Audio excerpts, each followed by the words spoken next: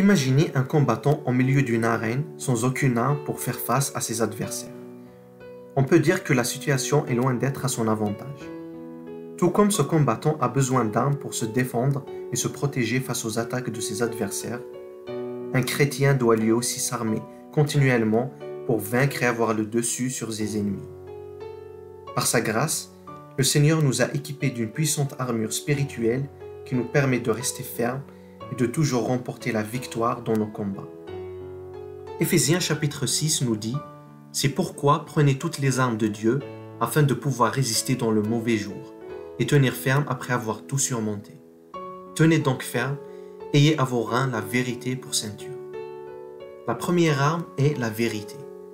Le mot vérité employé dans ce verset est aletheia en grec. Et c'est le même mot qui est utilisé par Jésus-Christ lorsqu'il a dit « Vous connaîtrez la vérité et la vérité vous rendra libre. » Ou encore lorsqu'il a dit « Je suis le chemin, la vie et la vérité. » Mais c'est quoi la vérité? L'évangile de Jean au chapitre 1, verset 1 dit « Au commencement était la parole, et la parole était avec Dieu, et la parole était Dieu. » Et dans le verset 14, c'est écrit « La parole a été faite chair, et elle a habité parmi nous, pleine de grâce et de vérité. » Et la vérité dont parle ce verset est la même vérité dont parle l'apôtre Paul dans Éphésiens chapitre 6. Donc Jésus-Christ étant venu sur terre et il a prêché la vérité. Et cette vérité, c'est la parole de Dieu. Le fait de revêtir la vérité comme ceinture nous aide à tenir ferme dans le monde. Le monde nous combat par ses mensonges. Mais le contraire du mensonge, c'est la vérité.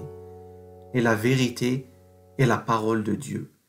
Si le monde t'accuse et te condamne, si le monde dit que tu n'as pas d'avenir et que ta vie est insignifiante, décide de tenir ferme dans la vérité de Dieu, dans ce que dit Dieu. Lui, il dit « Je connais les projets que j'ai formés pour toi, des projets de joie et non de malheur, pour te donner un avenir et une espérance. » La vérité délivre et rend libre. La vérité brise les chaînes. Si tu veux être libre et épanoui, vis dans la vérité. Marche dans la vérité. C'est-à-dire, vis selon la volonté et la parole de Dieu. Mets ta vie entre ses mains. Jésus dit en priant Dieu pour ses disciples et pour nous tous qui avons décidé de le suivre, « Je leur ai donné ta parole et le monde les a haïs. Parce qu'ils ne sont pas du monde, comme moi je ne suis pas du monde, je ne te prie pas de les ôter du monde, mais de les préserver du mal. Sanctifie-les par ta vérité. Ta parole est la vérité. »